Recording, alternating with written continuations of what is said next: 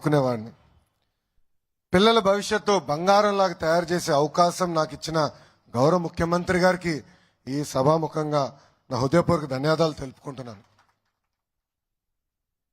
అమ్మ నాన్న జన్మిస్తే విద్యా విలువలు ఉపాధ్యాయులు నేర్పిస్తారు. లీడర్ అయినా, ఆఫీసర్ అయినా, రాజకీయ నాయకుడైనా, లాయర్ అయినా అందరూ ఉపాధ్యాయుల దగ్గరనే చదువుకున్నవారు. Education as a tool for social change అని మహాత్మా గాంధీ గారు చెప్పారు. అది బలంగా నమ్మే వ్యక్తి గౌరవ ముఖ్యమంత్రి చంద్రబాబు నాయుడు గారు. చంద్రబాబు నాయుడు గారు నాకు విద్యాశాఖ అందించినప్పుడు చాలా స్పష్టంగా చెప్పారు. ఆంధ్ర రాష్ట్రమే భారతదేశానికి ఒక ఆదర్శంగా, అంటే ఒక మోడల్గా నిలబడాలని ఆదేశాలు జారీ చేశారు.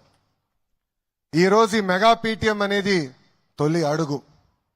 ఈ మెగా పీటీఎం ద్వారా ఉపాధ్యాయులు, విద్యార్థులు, తల్లిదండ్రులు, పాత విద్యార్థులు అందరి మధ్యలో ఒక బంధం ఏర్పడే అవకాశం. ప్రభుత్వ విద్యా వ్యవస్థ బాగుపడాలంటే మనందరం దాంట్లో భాగస్వామ్యం అవ్వాలి. ఇదే లక్ష్యంతో రాష్ట్ర వ్యాప్తంగా మొదటిసారి ఏ రాష్ట్రంలో జరిగిన విధంగా ఒకే రోజు నాడు మెగా పీటీఎం మీటింగ్ మనం ఏర్పాటు చేసుకుంటున్నాం.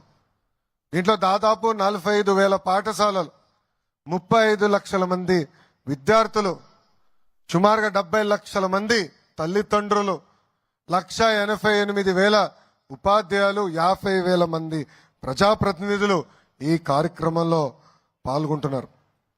ఈ సమావేశంలో పిల్లలు ఎలా చదువుతున్నారు, పిల్లలు ఎక్కడ వెనుకబడి ఉన్నారు, వాళ్ళని ఎలా ప్రోత్సహించాలి, వాళ్ళని ఎలా ముందలు తీసుకెళ్ళడానికి ఈరోజు ఉపాధ్యాయులు తల్లిదండ్రులతో మాడతాం స్వయంగా నేను చూసా. మీరు ఇక్కడ కానీ ఒక్కసారి చూస్తే స్కూల్కి కూడా ఒక రిపోర్ట్ కార్డు తయారు చేశాం. గౌరవ ముఖ్యమంత్రి గారు ప్రతి స్కూల్కి 5 స్టార్ రేటింగ్లో ఎక్కడుందో మీరు చెప్పాలని చెప్పారు. మౌలిక సదుపాయాలతో పాటు పిల్లలు ఎలా చదువుతున్నారు, ఉపాధ్యాయుల అటెండెన్స్ ఏంటి, పిల్లల అటెండెన్స్ ఏంటి, వాళ్ళ మార్కులు ఏంటి, మొత్తం జతపరిచి ఈ స్టార్ రేటింగ్ చేయమని చెప్పారు. విద్యార్థులు కూడా మొదటిసారి మనం రిపోర్ట్ కార్డు ఇచ్చాం. మీ చేతుల్లో రిపోర్ట్ కార్డు ఉంటే ఎత్తి పైకి చూపించమని అందరినీ కోరుతున్నా. అందరు చూపించండి ఒకసారి. దాంట్లో మీకు 2 ఉన్నాయి. ఒకటి రిపోర్ట్ కార్డ్, ఇంకొకటి హెల్త్ కార్డ్. ఆ హెల్త్ కార్డులో మన పిల్లల ఆరోగ్యం ఎలా ఉంది, ఏమైనా ఇబ్బందులు ఉన్నాయా, ఏమైనా సరిదిద్దుకోవాలని కూడా ఈరోజు హెల్త్ క్యాంప్ ఏర్పాటు చేసి ప్రతి పాఠశాలలో ఇది నిర్వహిస్తున్నాం. గతంలో మనందరం చూసాం చంద్రబాబు నాయుడు గారు విద్య పైన చాలా ఫోకస్ పెట్టారు. ఆనాడే స్మార్ట్ క్లాస్ రూమ్స్ తీసుకొచ్చి టెక్నాలజీతో జోడించి చేస్తాం జరిగింది. విద్యా వ్యవస్థని గత 5 సంవత్సరాలు దారి తప్పిన విద్యా వ్యవస్థని గాడిలో పెట్టాలన్న బాధ్యత నాకు గౌరవ ముఖ్యమంత్రి గారు ఇచ్చారు. విద్యాశాఖ అంటే ఎన్నో సవాళ్ళు, సంఘాలు ఉంటాయి. ఒక నిర్ణయం తీసుకోవాలంటే పిల్లల భవిష్యత్తు దానిపైన ఆధారపడి ఉంటుంది. నేను విద్యాశాఖ మంత్రి అవుతున్నానంటే 99% మంది నాకు మెసేజ్ పెట్టి ఆ శాఖను ఎందుకు తీసుకుంటున్నావు అని అడిగారు. ఆ రోజే నేను అనుకున్నా, అబ్బా ఇది అద్భుతమైన శాఖ, ఇక్కడ నా అవసరం ఉంది, ఒక ఛాలెంజ్ గా తీసుకుని వ్యవస్థని సెట్ చేస్తానని మనసులో అనుకున్నాను. గతంలో చూసాం ప్రతి కార్యక్రమంలో పార్టీ రంగులుండేది, ప్రజాప్రతినిధులు, రాజకీయ నాయకులు ఫోటోలు ఉండేది. గౌరవ ముఖ్యమంత్రి గారు చెప్పి అన్నిట్లో ఫోటోలు తీసేశాం. ఈ రోజు మీరు చూస్తే మీకు ఇచ్చే రిపోర్ట్ కార్డులో ఎవ్వరి ఫోటోలు లేవు. రాబోయే సంవత్సరం ఇచ్చే పుస్తకాల్లో రాజకీయ నాయకుల ఫోటోలు ఉండవు, పార్టీ రంగులు ఉండవు. అంతేకాదు పాఠశాలలో ఏమైనా సంక్షేమ కార్యక్రమాలు చేయాలంటే పెద్దల పేరు పెడతాం జరిగింది. దాంట్లో భాగంగా డాక్టర్ సర్వేపల్లి రాధాకృష్ణ గారి పేరుతో స్టూడెంట్ కిట్లు ఇస్తున్నాం. ఇంకో పక్కన డొక్క సీతమ్మ గారి పేరుతో మధ్యాహ్న భోజనం కూడా మన ప్రభుత్వం ఈరోజు అందిస్తుంది. ఇంకా మన ప్రభుత్వం కూడా ఒక నిర్ణయం తీసుకుంది. ఉపాధ్యాయులు చదువులు చెప్పాలి, అది వాళ్ళకున్న ఏకైక బాధ్యత. అంతేగాని మరుగుదొడ్లు ఫోటోలు తీస్తాం, భోజనాల దగ్గర ఫోటో తీస్తాం, ఇవన్నీ ఆపేసేయమని నేను ఇప్పటికీ అధికారులు కూడా ఆదేశాలు జారీ చేస్తాం జరిగింది. అంతేకాదు, మన ప్రభుత్వం ఏర్పడిన వెంటనే 16,300 ఉపాధ్యాయుల పోస్టులు భర్తీ చేసడానికి మెగా డిఎస్సి కూడా ప్రకటించాం. వచ్చే 6 నెలల్లో ఆ ప్రక్రియ కూడా పూర్తి చేస్తాము. ఉపాధ్యాయుల పిల్లలకు అందించే బాధ్యత కూడా మన ప్రభుత్వం తీసుకుంటుందని ఈ సభాముఖంగా హామీ ఇస్తున్నా. ఇంకా Andhra model of school education మనం రూపొందించుకుంటున్నాం. పిల్లలు కాదు, పిడగలను తయారు చేసే బాధ్యత మీ లోకేష్ తీసుకుంటాడని ఈ సభాముఖంగా రాష్ట్ర వ్యాప్తంగా ఉన్న తల్లిదండ్రులందరికీ నేను హామీ ఇస్తున్నా. కేజీ నుంచి పీజీ వరకు కరికులంని బలోపేతం చేస్తున్నాం. చదువుతో పాటు నైతిక విలువలు చాలా చాలా అవసరం. ఈరోజు నేను కొన్ని విషయాలు చెప్పాలనుకుంటున్నా. మనం మాట్లాడుతూ గాజులు తొడుక్కున్నావా అంటారు, లేదంటే ఇంట్లో ఎవరైనా ఏడుస్తుంటే అమ్మాయిలాగా ఏడవద్దు అంటారు. అది కరెక్ట్ కాదు. అది ఎప్పుడు చెప్పినా నాకు చాలా బాధ కలుగుతుంది. సమాజంలో మార్పు రావాలంటే మన ఇంటి నుంచే ఆ మార్పు మొదలవుతుంది. అందుకే పుస్తకాల్లో కూడా మహిళల్ని గౌరవిస్తాం కానివ్వండి, ఇంటి పనులు కూడా సమానంగా ఇద్దరు చేయాలనేది పుస్తకాల్లో పెట్టబోతున్నాం. వచ్చే సంవత్సరం నుంచి అది కూడా చేస్తున్నాం. ఇంతేకాకుండా ఆడ మగ సమానం అనేది పిల్లలకి పాఠశాలల్లోనే నేర్పిస్తామని ఈ సభాముఖంగా తల్లిదండ్రులందరికీ నేను హామీ ఇస్తున్నా. ఇప్పుడే గౌరవ ముఖ్యమంత్రి గారు చెప్పినట్లు పిల్లల్లో నైతిక విలువలు చాలా చాలా అవసరం. ఇది అనేక సార్లు గౌరవ ముఖ్యమంత్రి గారు నాకు చెప్తాం జరిగింది.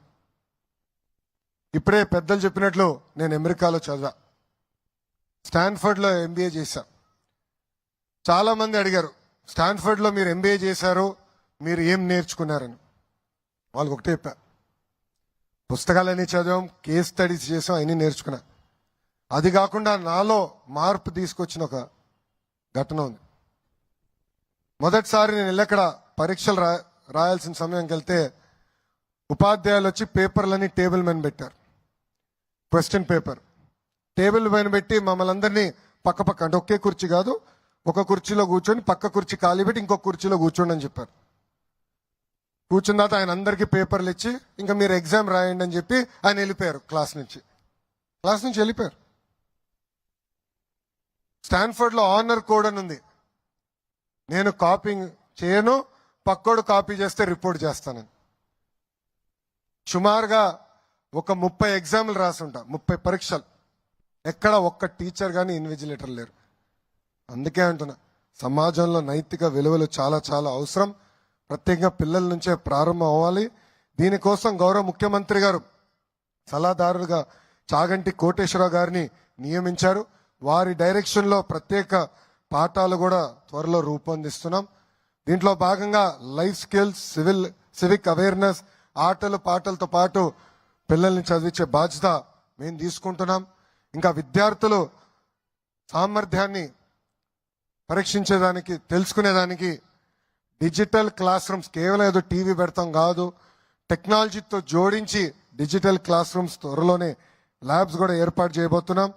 ఇంకా మీ పిల్లలు టెక్స్ట్ బుక్లో ఏం చదువుతున్నారని కాకుండా చదివింది ఎంతవరకు వాడగలుగుతున్నారు, రోజువారీలో ఎట్లా వాడగలుగుతున్నారు, దానిపైన కూడా తల్లిదండ్రులకి మేము తెలియజేస్తాం.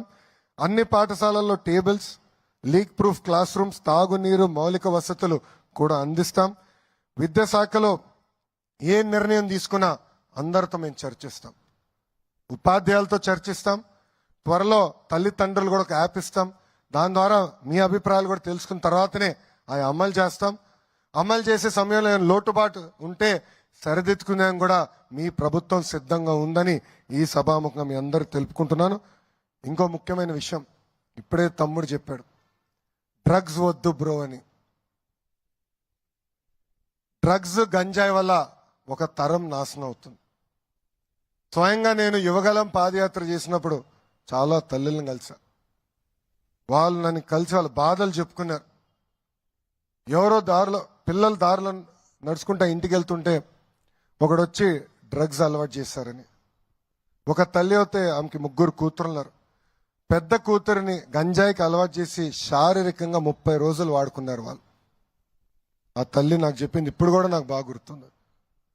అందుకే గౌరవ ముఖ్యమంత్రి గారు కోరితే కేబినెట్ సబ్ కమిటీ ఏర్పాటు చేశారు. ఈగల్ పేరుతో ఒక ప్రత్యేక టాస్క్ ఫోర్స్ చేశారు.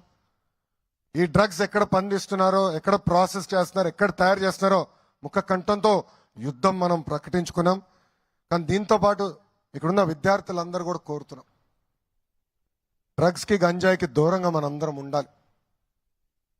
మీరందరూ సినిమా చూడాలంటే థియేటర్కి వెళ్తారు, అవునా కాదా? థియేటర్కి వెళ్తారు. అక్కడ సినిమా వేసే ముందల ఒక వ్యక్తి వస్తారు, అతని పేరు గుర్తుందా? గట్టిగా చెప్పండి. ముఖేష్. అందరికీ గుర్తుంది. ముఖేష్ కి క్యాన్సర్ వస్తుంది. క్యాన్సర్తో చాలా బాధపడుతూ ఉంటాడు, మాట్లాడలేకపోతారు. వాళ్ళ తల్లిదండ్రులు ఇబ్బంది పడుతూ ఉంటారు, భార్య ఇబ్బంది పడుతూ ఉంటారు. డ్రగ్స్, గంజాయి దానికన్నా దారుణమైంది. అందుకే డ్రగ్స్ వద్దు బ్రో, డోంట్ బి ముఖేష్ అని ఈ సభాముఖ విద్యార్థులందరినీ నేను కోరుతున్నా. చివరిగా విద్యా వ్యవస్థలో కొత్త కొత్త విధానాలు మేము తీసుకొస్తున్నాం. గౌరవ ముఖ్యమంత్రి గారి ఆదేశాల మేరకు రాబోయే 4 సంవత్సరాల్లో అన్ని ప్రభుత్వ పాఠశాలల్ని అభివృద్ధి చేయమని చెప్పారు.